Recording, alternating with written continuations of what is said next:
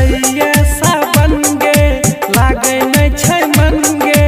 हमरा गे तोरा बिना सोचने रही हम गे जब बोल बम गे भूल गेल ही हमरा कोना सुन गे पागली तोरा बिना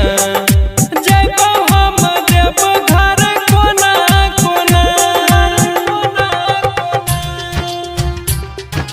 जब हम जब घर कोना कोना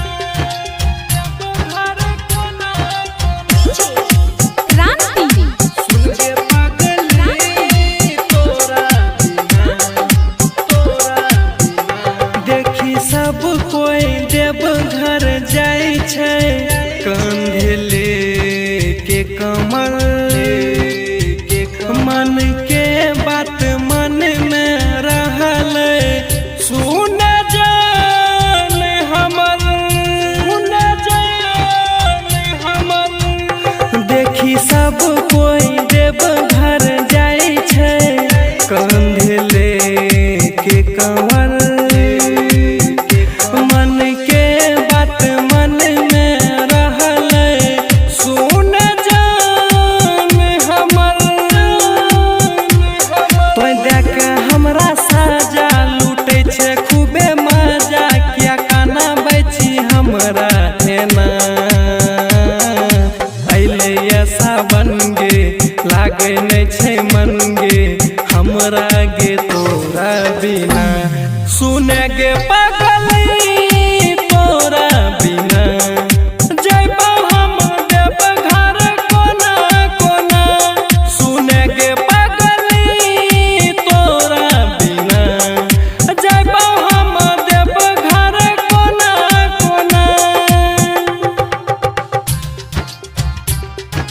जब हम जब घर कोना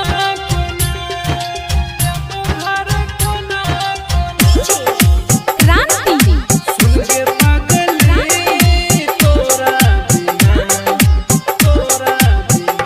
केतना समझैए दिल के